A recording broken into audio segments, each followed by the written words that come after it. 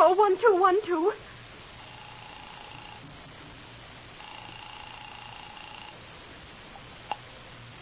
This is Scotland Yard.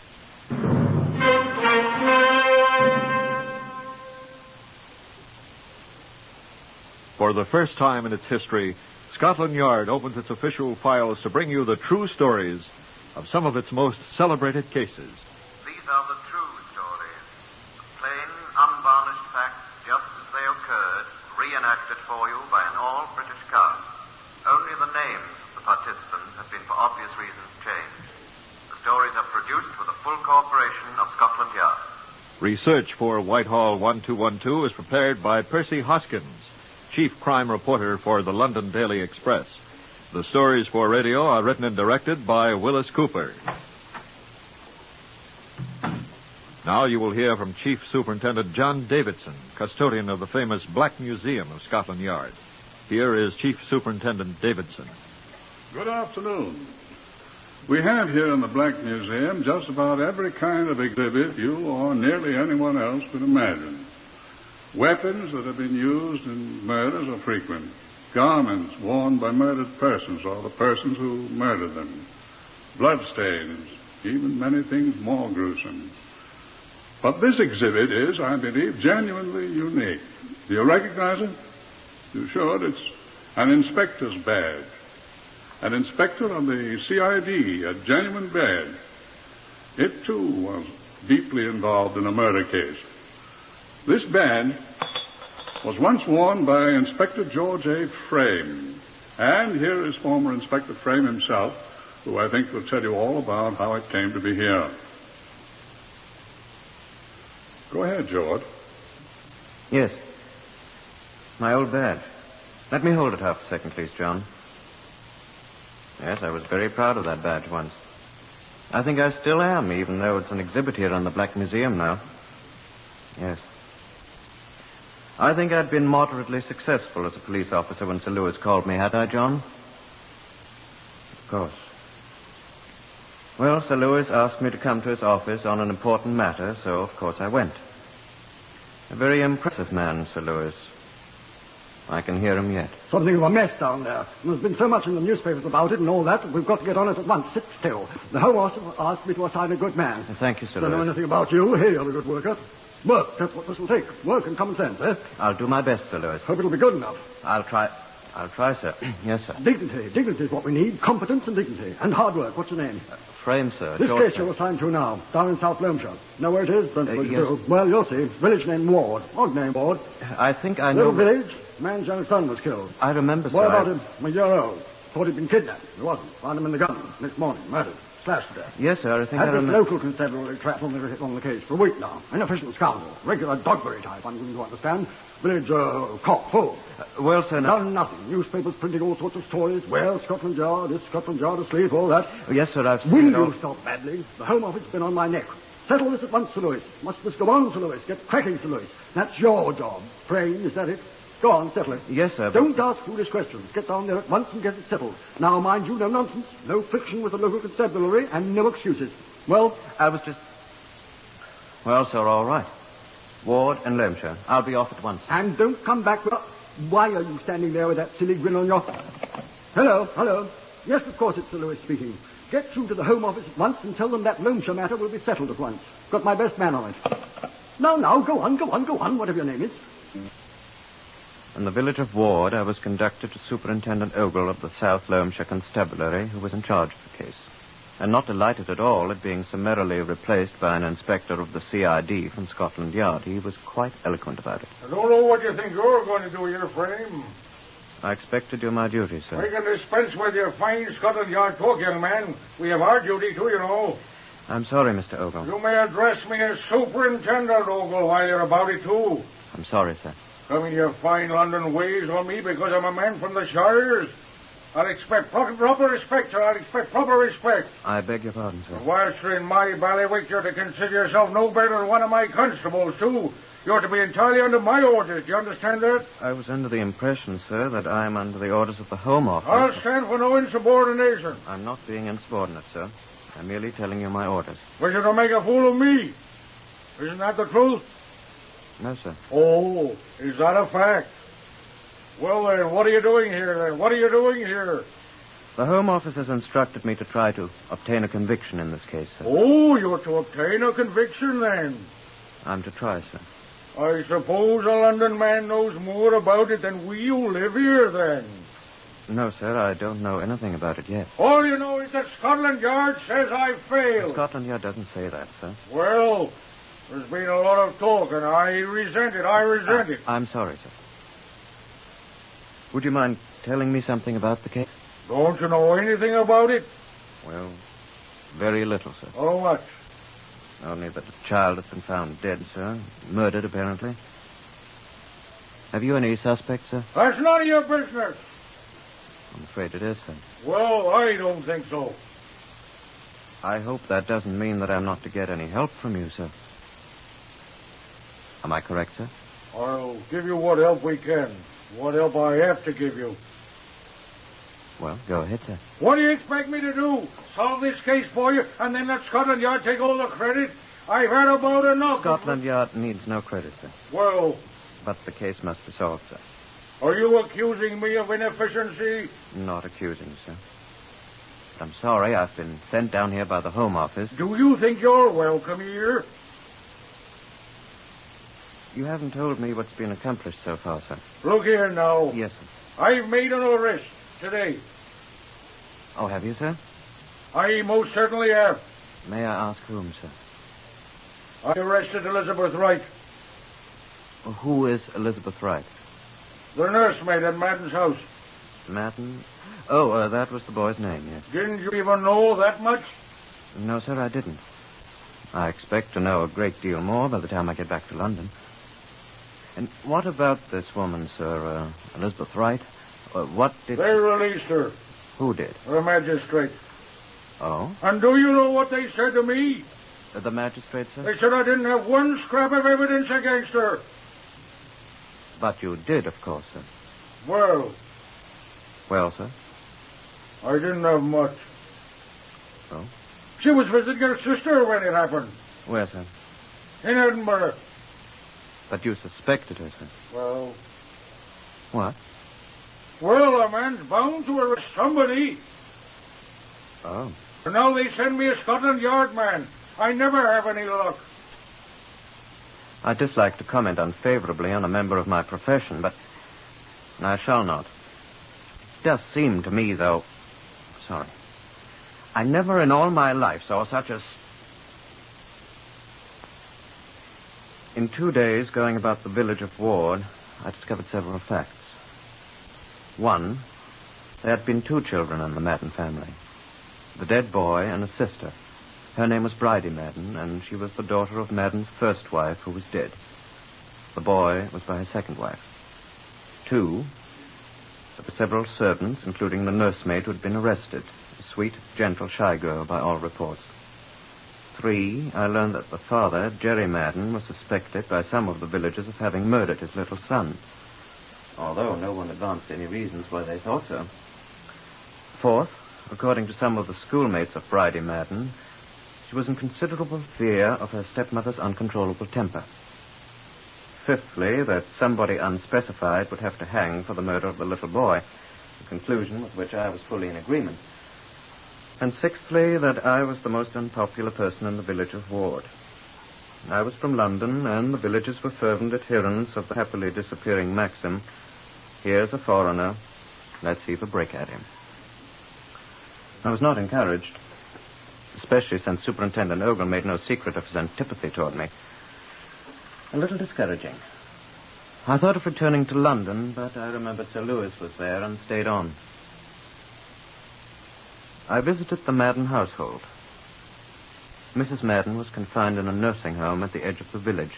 She had not recovered from the tragic death of her little son. The daughter Bridie was at school. Elizabeth Wright, the maid whom our village policeman had arrested, had gone back to her sister's home in Edinburgh. I was received by Ellen Perry, another servant who was not the happiest of mortals, but who talked freely. Horrible, sir. Just plain horrible. It's all I can say. Poor little fellow. I suppose you have no ideas on the matter, have you, Ellen? Oh, Oh, Lord love a duck, no, sir, not I. You never did suspect Elizabeth Wright, I suppose. Oh, that fool. Speak that way of the poor girl, Ellen. I'm speaking of Gumshoe Ogle. Excuse me. I mean... Policeman indeed, the great oaf. He couldn't detect a change in the weather, that one couldn't. No, sir, I don't suspect anybody. Though Lord knows I wish I did. What about Miss Bridie? Oh, not Miss Bridie, sir. Oh, I'm sorry. I hope you don't think I suspect Miss Bridie, Ellen. I meant, what does she think? Oh, well, I'm sure she doesn't suspect anybody, sir. Not Miss Bridie, the poor child. Ellen, how do you and Mrs. Madden get along? The finest woman that e'er drew breath, sir. The finest, dearest woman. Poor dear, she's only got one tiny fault. Her temper. Her what, sir? Her temper? Why, Lord love a duck, sir, Mrs. Madden ain't got no temper. That's what I was saying. She lets everybody walk over her. She's got no more temper than a mangle wurzel. Well, I was told she has a very violent temper. Oh, not her, sir. Someone's been pulling your leg. Oh, excuse me, sir. Well, but why shouldn't... No, sir, I've lived in this house ever since she married Mr. Madden, and I've never seen her raise her voice, even when she fell down the well and near drowned. The well there, sir. I must be mistaken, then. Oh, you are that, sir. A sweeter woman ne'er drew breath, sir. Poor woman. Well, I'm sorry to have thought so. I mean... No, sir. Temper me eye. Not Mrs. Madden, sir. Well, I'm sorry. I'm going to tell her, sir. She'll die laughing. Oh, no, please. Please don't say anything to her about it, Ellen. Please don't. I'll keep your secret, sir. Well, thank you, Ellen. That's a good girl. Who told you that, sir? Why, you know, I really don't remember, Ellen. Curious, sir. Oh, now, who would... Yes, sir. Temper. Oh, blimey. Excuse me, sir. I went to call on Superintendent Ogle. Though it was near enough to high noon, I found the gentleman still in bed and in no very good humor at being awakened. What do you want now? I wanted to ask you a question, Superintendent. Well, ask it. Sorry to wake you, sir. Well, I'm awake now. What do you want to know? Just hand me my trousers there, will you? Yes, sir. Thank you. You're getting them on backwards, sir, I think. Uh, Other way around, sir, I think. Right. What do you want? I was wondering whether you collected any tangible evidence at all, sir. Tangible? Anything I could see. No. There wasn't anything? Nothing I consider important. I'd have told you. Nothing at all, sir? Give me my shirt. Thank you. What did you find, sir? Nothing of any importance. Socks suspenders, please. Thank you. What, sir? Oh, some rags. Rags? Hand me my socks. Thank you.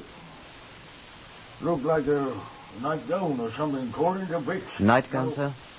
That's what I said it looked like. There's some stains or something on it. Paint, I expect. Someone been using it to clean paintbrushes. What color paint, sir? Huh? Toss me my shoes. You needn't throw them, you know. Sorry, sir. What color paint? Sort of dark, wet. Oh, look, I bust my shoelace. Getting a man up in the middle of the night.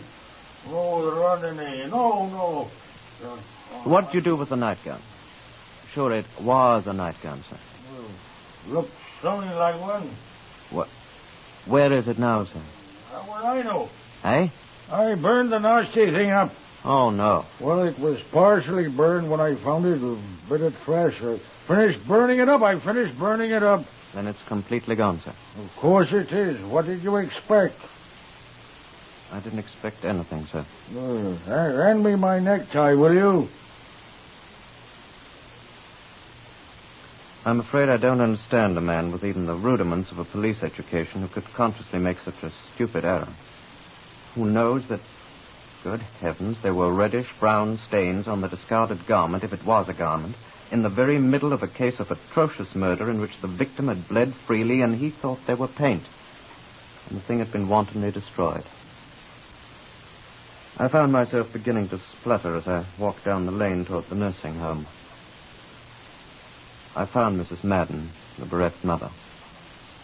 In her condition, it was useless to attempt to talk with her. She just lay there and smiled, a vague kind of smile. A man who identified himself as the proprietor of the nursing home deigned to talk with me. Yes, sir. She's been like that all the time ever since they brought her here after the poor youngster was murdered. She was such a happy woman. Now Has she been quiet all the time? Never opened her mouth except to cry out for her baby, sir. Nothing more? Well, what would you expect her to do, sir? Why, I understood she has a very violent temper. What? Violent temper? You're mistaken, sir, if you think so. I've known this girl since she was in swaddling clothes, and she... Oh. What? You've got her mixed up with Jerry Madden's first wife. Well, I don't know. This girl wouldn't hurt her. Yes. You're thinking about the first wife, Bridie's mother. What about her? Bridie? The girl's named after her mother. What about her? Why, she had a very violent temper, sir. Oh, she did. Didn't you know, sir, that she died in the insane asylum? No. Raving and screaming like a lunatic?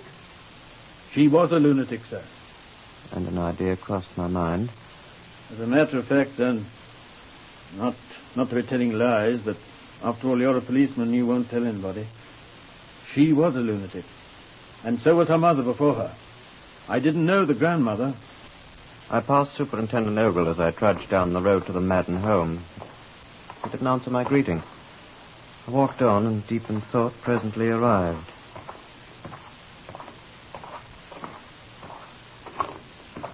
Ellen Perry was in the yard with a basket full of clothing for the family laundry. Afternoon, Ellen, I said. Afternoon, sir.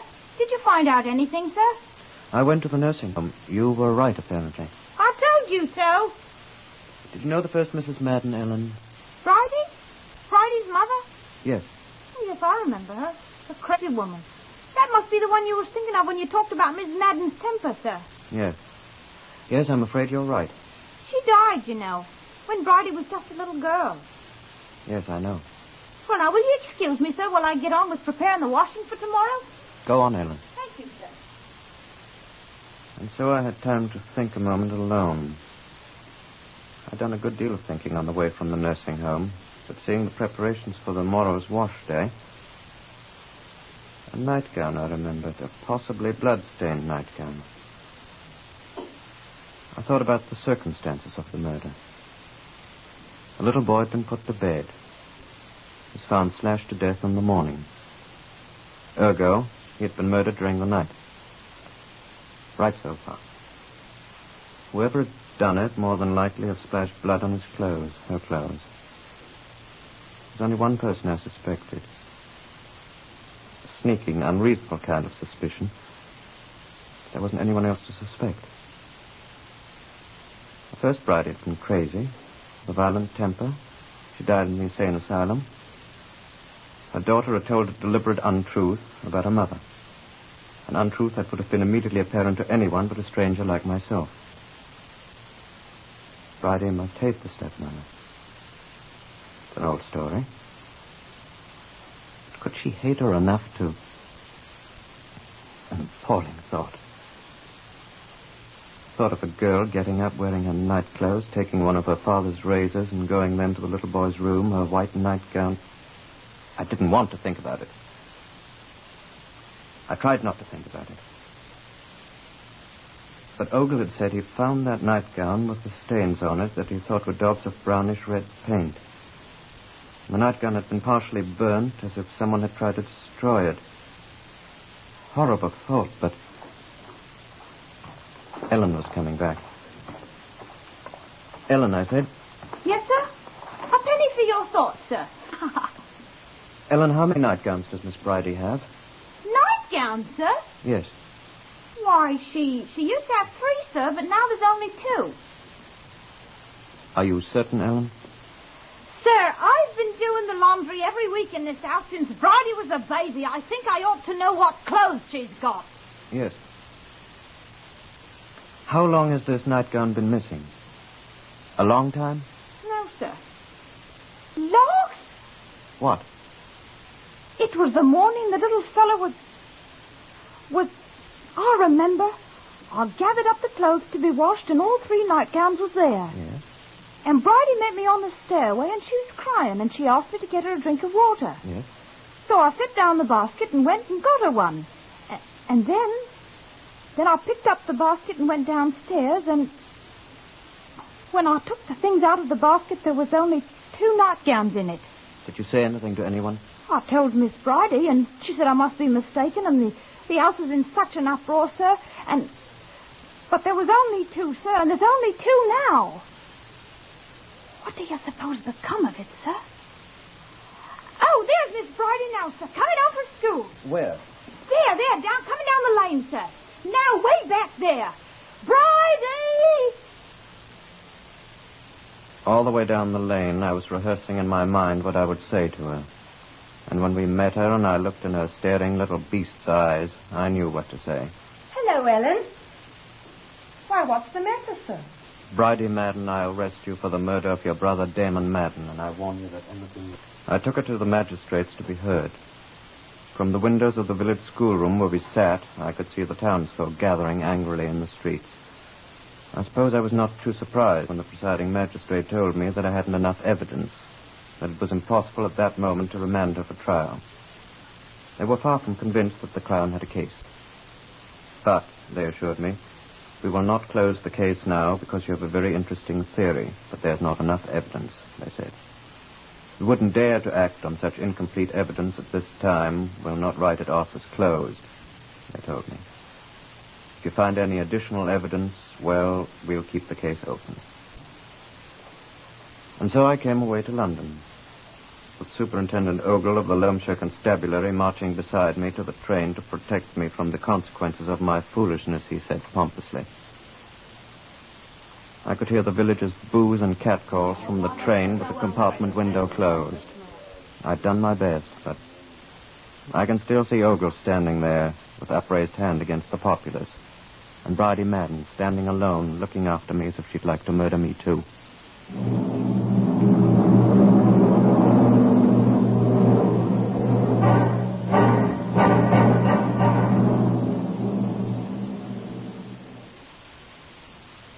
I went to Sir Lewis' office when I arrived in London. Come in. Oh, so you're back. Yes, sir. Come here.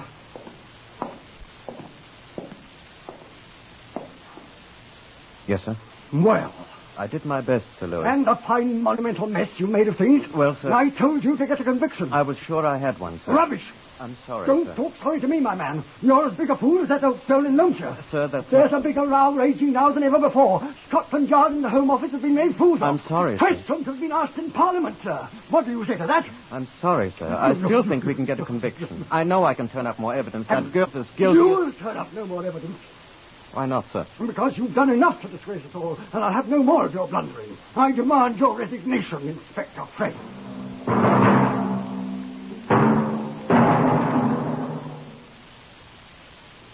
So that's why I'm a greengrocer today. Come and see me if you're needing anything in my line. Goodbye, John. Goodbye, Inspector.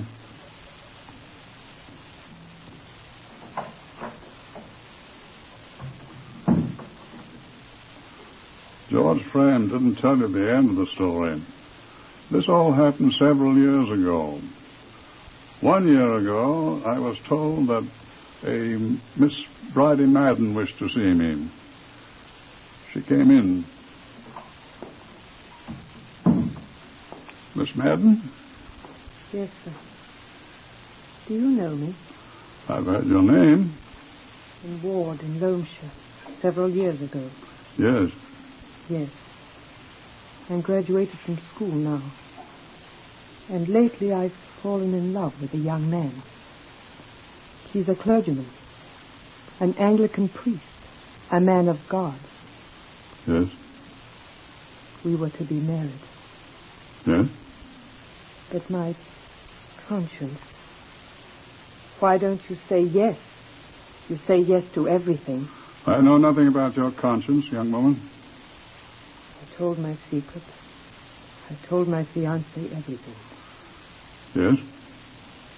I wanted to confess.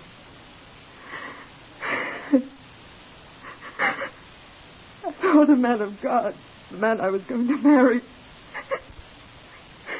What did the man of God say?